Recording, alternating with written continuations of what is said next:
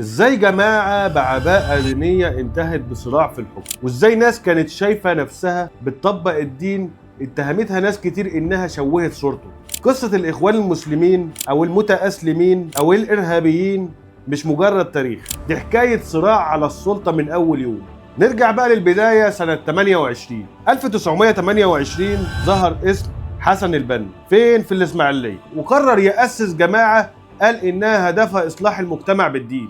في الأول كانت دعوة دروس وشغل اجتماعي، بس مع الوقت الجماعات ديت بدأت تكبر وتنظم نفسها بشكل أقوى لدرجة إنها بقت عندها جناح سري. وهنا بدأت الأسئلة، هل دي جماعة دعوية ولا تنظيم بيسعى للقوة؟ دخلنا على مرحلة أخطر وهي الصدام مع الدولة، خصوصا في فترة الملكية، ووصلت الأمور لاغتيالات سياسية وأحداث عنف خلت اسم الجماعة يتربط بالسياسة بشكل مباشر وبشكل واضح. بعد كده جه عهد جمال عبد الناصر، وفي البداية كان في تقارب، لكن بسرعة تحول لصراع كبير جدا، محاولة اغتيال جمال عبد الناصر سنة 1954. دي كانت نقطة فاصلة في تاريخ الإخوان المجرمين، وبعدها الدولة ضربت الجماعة وتم سجن الآلاف وإنهاء وجودهم العلني تقريبا. لكن القصة ما انتهتش في عهد جمال عبد الناصر، حصل نوع من الانفتاح وخرجت الجماعة تاني للمشهد لكن بشكل غير رسمي. بدأوا يرجعوا بالتدريج في الجامعات، في النقابات، في المجتمعات، لحد ما وصلنا لنقطة التحول الكبيرة سنة 2011. الجامعات دي شافت إنها الفرصة جت ودخلت بقوة في السياسة لحد ما وصلوا للحكم لأول مرة في تاريخهم. لكن هنا بدأت الأزمة الحقيقية، في ناس شافت إنهم أخيرا وصلوا، وناس تانية شافت إنهم بيحاولوا يسيطروا على كل حاجة. اتهامات بمحاولة أخوانة الدولة، ودي مش اتهامات، ده احنا كلنا شفنا الكلام ده، شفنا المؤسسات بتتآخن بالفعل،